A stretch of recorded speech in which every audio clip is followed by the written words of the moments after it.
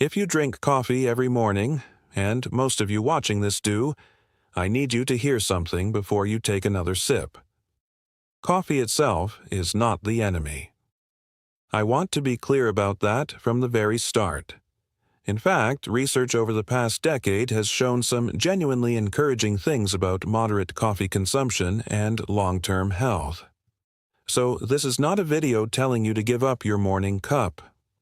I would never do that to you, but here's what I've seen in my years of working with older adults, patients managing blood sugar, patients with diabetes, patients whose numbers just won't cooperate no matter how carefully they're eating, and it keeps showing up again and again. It's not the coffee, it's how they're drinking it. There are specific habits around coffee, things most seniors do without a second thought every single morning, that can quietly push blood sugar higher, keep it elevated longer, and set the metabolic tone for the entire rest of the day in a way that's genuinely difficult to recover from. And the one that concerns me most? It happens before most people have even eaten a single bite of breakfast. I'll tell you exactly what it is, and more importantly, what to do instead, before this video is over. Stay with me, because if coffee is part of your morning, what I'm about to share could make a real difference in how your body handles blood sugar from the moment you wake up. I've sat across from a lot of older adults over the years who were frustrated. They were doing everything right, or so they thought. Watching carbohydrates, taking their medications faithfully, avoiding obvious sugar, and still, their morning blood sugar readings were higher than they should be. Their energy was unreliable. They'd feel fine for an hour and then hit a wall by 10 in the morning.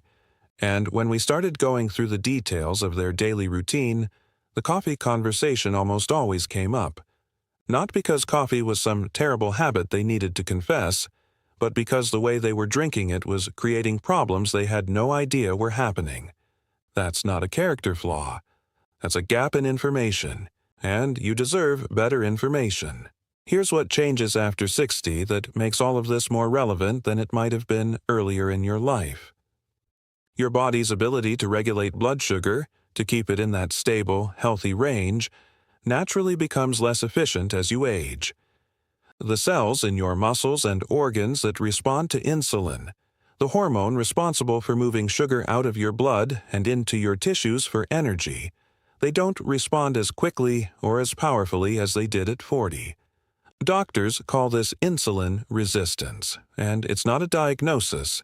It's a gradual, biological shift that happens in nearly everyone as they get older. What that means practically is that your blood sugar is more reactive than it used to be. Things that your body handled easily at 50 can cause noticeable spikes at 65 or 70. The system is still working. It just has less tolerance for things that push it in the wrong direction. And some of those things happen to be baked into the typical American coffee routine. Let's start with what's happening in your body the moment you wake up, before you've touched the coffee at all. In the early morning hours, your body goes through what's called the dawn phenomenon. Somewhere between 4 and 8 in the morning, your brain sends a signal to release a wave of hormones, cortisol, adrenaline, growth hormone, designed to prepare you for the day ahead. Think of cortisol like your body's natural morning alarm system. It tells your liver to release stored glucose into the bloodstream, giving you energy to get up and get moving. For people with healthy, responsive insulin systems, this is barely noticeable. The pancreas releases a small amount of insulin, the glucose gets cleared, and everything settles back down. But for older adults, especially those with any degree of insulin resistance or prediabetes, that morning glucose release doesn't clear as cleanly. Blood sugar goes up, and it takes longer to come back down. So you're already starting the day on a slightly elevated baseline. Now, this is the moment when most people pour their first cup of coffee, and this is exactly where the most common and most damaging coffee mistake happens. Drinking coffee on a completely empty stomach first thing in the morning. Here's why that matters so much. Caffeine is a stimulant, and one of the things stimulants do in the body is trigger a cortisol response.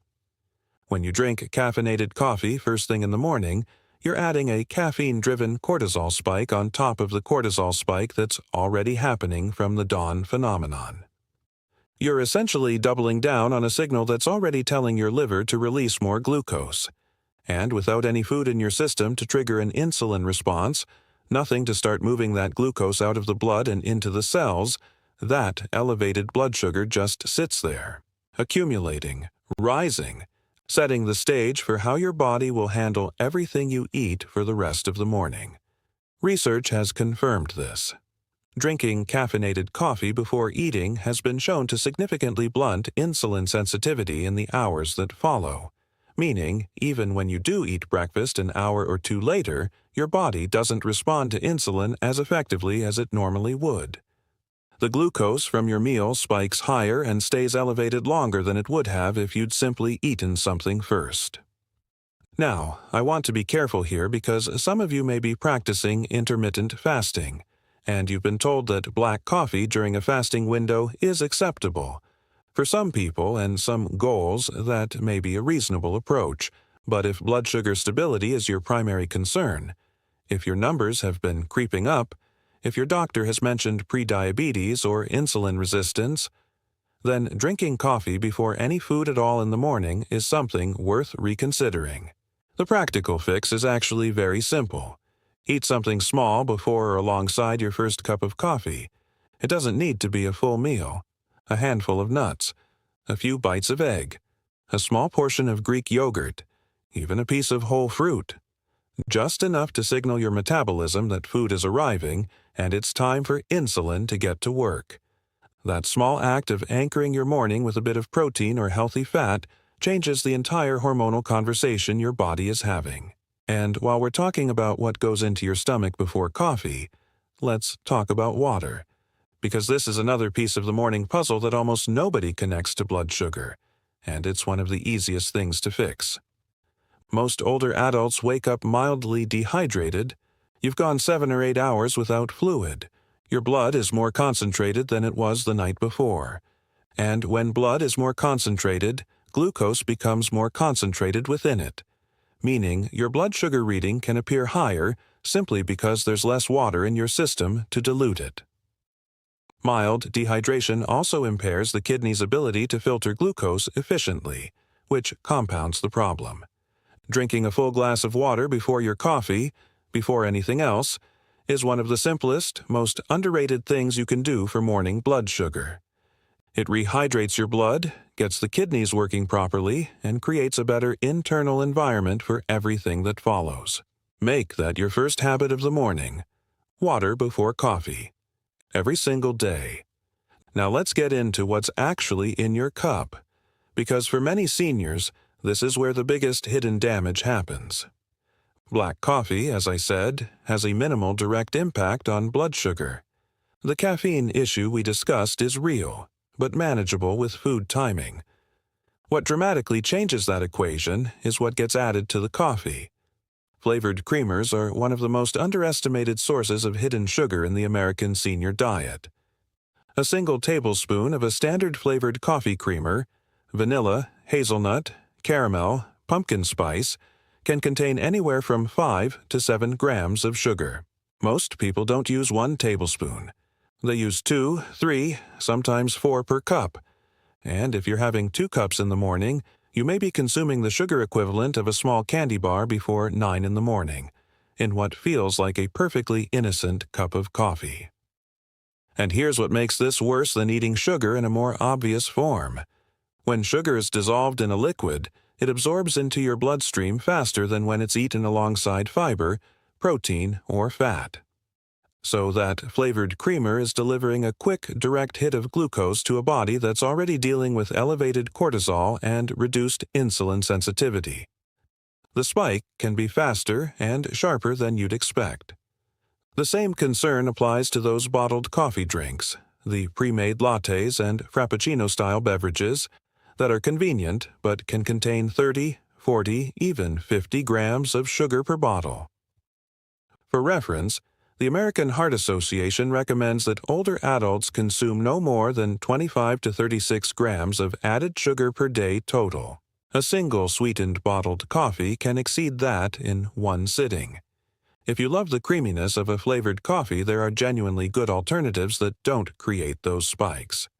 Unsweetened almond milk adds a mild, creamy texture with essentially no effect on blood sugar. A small pour of whole cream, just a tablespoon, adds richness and fat that actually slows glucose absorption rather than accelerating it. Cinnamon is another option worth trying. It adds a warm, slightly sweet flavor and has shown in several studies to support insulin sensitivity when consumed regularly. A small pinch stirred into your coffee grounds before brewing is all it takes. Now, what about artificial sweeteners? This is a question I get often, and the honest answer is more nuanced than most people want to hear.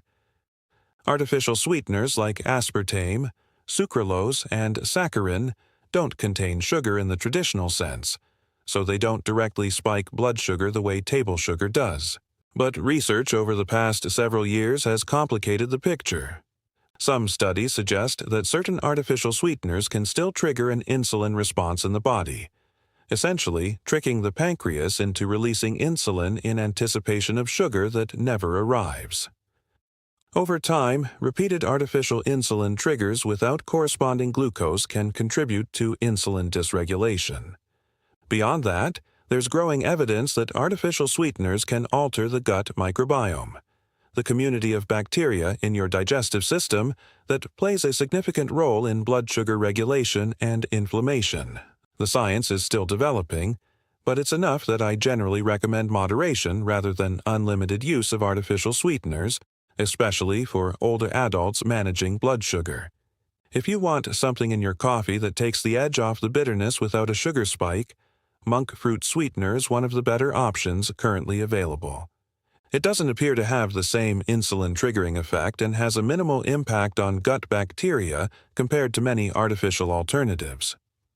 Let me talk about timing for a moment, because when you drink your coffee matters almost as much as what's in it. Many older adults drink coffee late in the morning or even into the early afternoon, thinking that spacing it out through the day is a reasonable approach. And in terms of energy, it might feel that way. But caffeine has a half-life of about 5 to 6 hours in most adults, meaning if you drink a cup of coffee at noon, half of that caffeine is still circulating in your system at 6 in the evening. For older adults, caffeine metabolism slows even further, so the half-life can be closer to 7 or 8 hours. What does that mean for sleep? It means that afternoon coffee is quietly disrupting the quality of your sleep, even if you fall asleep fine and don't think of yourself as caffeine sensitive. And poor sleep, as I mentioned earlier, raises cortisol levels the following morning, which means the next day's blood sugar starts higher, which means the next morning's coffee hits a more elevated baseline. It becomes a cycle that feeds itself, quietly, without any obvious single cause. The recommendation I give my own patients is to finish caffeinated coffee by noon, or, at the latest, early afternoon. If you enjoy a warm drink in the afternoon or evening, herbal teas are a wonderful option. Chamomile, ginger, and cinnamon-based teas are all hydrating, anti-inflammatory, and have no impact on blood sugar or sleep quality. I also want to mention that poor blood sugar control from any of these habits doesn't stay contained to how you feel in the morning. Over months and years, chronically elevated blood sugar quietly damages blood vessels throughout the body, including the tiny filtration vessels in the kidneys and the arteries surrounding the heart. I made a detailed video recently covering the silent warning signs of kidney disease after 60, and if that's something you'd like to understand more deeply, I'd encourage you to watch that one next. The connection between blood sugar and kidney health is one of the most important and least discussed relationships in aging medicine. So let me bring this together for you practically, because I want you to leave this video with something you can actually use tomorrow morning. Drink a full glass of water before your coffee. Not after, before. Let that be the first thing your body receives every morning. Eat something small within the first 30 to 45 minutes of waking, before or alongside your first cup. Protein and fat are your best friends here. Eggs, nuts, Greek yogurt, a small amount of nut butter. enough to anchor your metabolism and start your insulin response before caffeine enters the picture. Pay attention to what goes into your cup. Swap flavored creamers for unsweetened alternatives. If you want sweetness, try a small amount of monk fruit or a pinch of cinnamon. And avoid those bottled coffee drinks entirely if blood sugar is a concern. Finish your last caffeinated cup by noon if you can. Protect your sleep. Because your blood sugar tomorrow morning starts with how well you sleep tonight. None of this is about deprivation. It's about small, intelligent adjustments that let you keep enjoying coffee, something you love, something that may genuinely have health benefits in moderate amounts, without unknowingly paying a blood sugar price for it. I'd love to hear from you in the comments. How do you drink your coffee right now? Do you drink it before breakfast? Do you use a creamer or sweetener? Has anything I've shared today surprised you, or maybe explained something you've been wondering about for a while? And tell me where you're watching from. We have viewers from all across the country, and knowing who's in this community genuinely means something to me. Here's what I want you to remember as you close this video. Your morning matters more than any other part of the day when it comes to blood sugar. The first hour after you wake up sets a metabolic tone that ripples through everything that follows: your energy, your focus, your mood, your glucose readings, your sleep that night. And within that first hour, a few small decisions, water, a little food, what goes into your coffee, can shift that entire trajectory in a meaningful way.